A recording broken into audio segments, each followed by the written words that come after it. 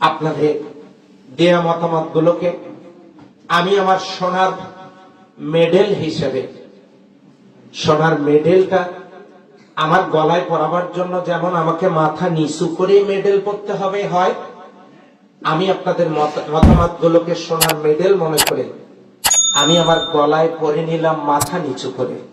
সম্মান আর শ্রদ্ধাবোধের জায়গায় আপনাকে রাখতে চাই, কিন্তু আমরা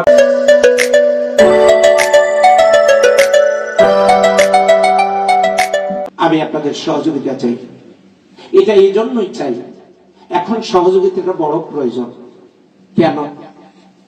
এখানে কেউই দল নিরপেক্ষ না, যে কেউ যে কোনো দলের সমর্থক ভোটার হতে পারে না, এ স্বাধীনতা আপনাদের আছে। আমার এই দেশ লাল সবুজের পতাকা, একই আসমানের নিচে স্বাধীন দেশে আমরা বসবাস করি। এই দেশে এত বৈষম্য থাকবে কেন? কেউ কি কোনো দল করতে পারবে না? যদি পারে তাহলে ইদানি একটা দল, আমি নাম উচ্চারণ করতে চাচ্ছি না, তারা গিয়ে অন্য একটা দলের উপরে গিয়ে বলতেছে আমাদের দলে যোগদান করতে হবে।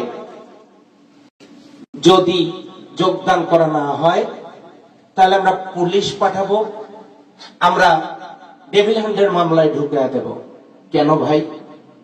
কি জন্য এই হুমকিটা দিতে হবে? আপনার দলে যোগদান করতে হবে, না হলে আপনি পুলিশ দিয়ে ধরাই দিবেন।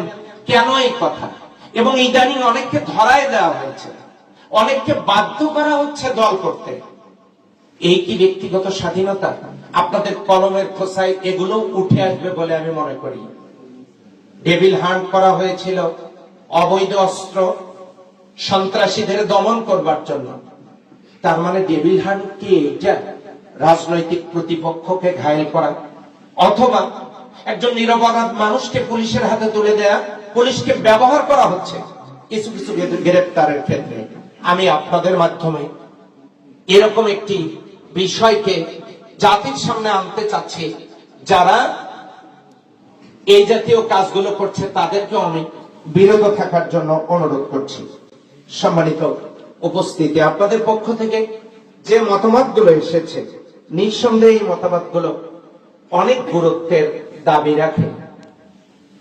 আপনাদের দেয়া মতামতগুলোকে আমি আমার সোনার মেডেল হিসেবে, সোনার মেডেলটা আমার গলায় পরাবার জন্য যেমন আমাকে মাথা নিচু করে মেডেল পরতে হবে হয়, আমি আপনাদের মতামতগুলোকে সোনার মেডেল মনে করে আমি আমার গলায় পরে নিলাম মাথা নিচু করে। সম্মান আর শ্রদ্ধাবোধের জায়গায় আপনাকে রাখতে চাই, কিন্তু আমরা পারবো না আপনাদের সহযোগিতা ছাড়া। আপনারা কি চান পীরগঞ্জকে কাঙ্ক্ষিত পীরগঞ্জ গড়ে তুলি? আপনারা কি চান দুর্নীতিমুক্ত প্রশাসন এবং এই পীরগঞ্জকে মনের হৃদয়ের রংতুলিতে সাজাই? কেন পারবেন না? আমাদেরকে সহযোগিতা করতে, আমাদের চলনে বলনে কথায় বার্তায় দৃষ্টিভঙ্গিতে যদি কোনো আপত্তিজনক কোনো কিছু থাকে, আয়না তো সামনে নিলেই দোষ ত্রুটি ধরে দেয়।